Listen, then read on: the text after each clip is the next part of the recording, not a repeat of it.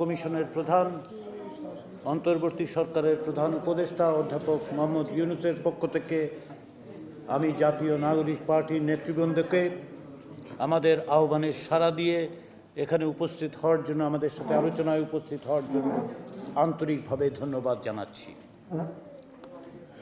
জাতীয় নাগরিক পার্টির পক্ষ থেকে আমাদের পাঠানো স্প্রেডশিটের ব্যাপারে তাদের মতামতগুলো তারা দিয়েছেন, আপনাদের সেজন্য ধন্যবাদ।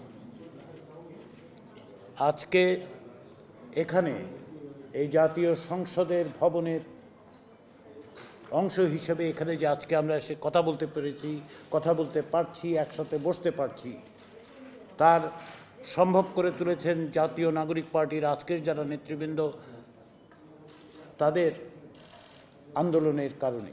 সে কারণে আপনাদের কাছে আমরা কৃতজ্ঞ।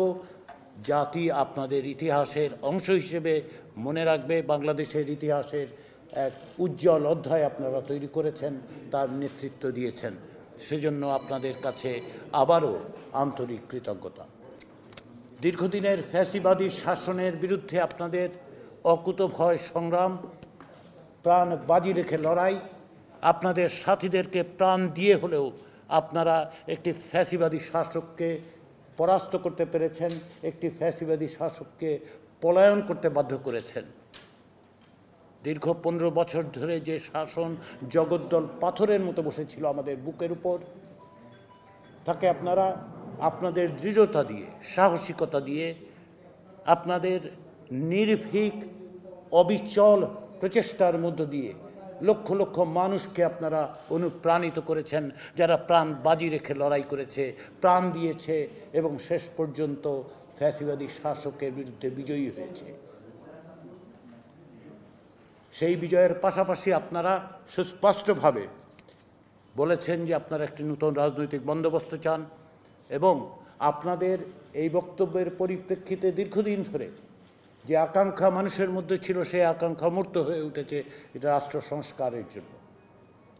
এই অভাবনীয় এবং অভূতপূর্ব এক গণ অভ্যুত্থানের নেতৃত্ব দেওয়ার জন্য এবং তাকে আজকের দিনে বাংলাদেশের রাষ্ট্র সংস্কারের পথে অগ্রসর করে নেওয়ার জন্য আপনাদের সহযোগিতা, আপনাদের অবদান আমরা অবশ্যই কৃতজ্ঞতার সাথে স্মরণ করব, জাতি কৃতজ্ঞতার সাথে স্মরণ করবে। এই দেশের ইতিহাসে আমরা বারবার দেখেছি গণতন্ত্রের আকাঙ্ক্ষাকে কিভাবে পর্যুদস্ত করা হয়। আমরা দেখেছি কি করে গণতন্ত্রের সংগ্রামের মধ্য দিয়ে যে বিজয় অর্জিত হয়, সেই বিজয়কে বিভিন্নভাবে ভুলুণ্ঠিত করা হয়। রাষ্ট্রকে কিভাবে এক ব্যক্তির করতলগত করে একটি শাসন ব্যবস্থা তৈরি করা হয়েছিল।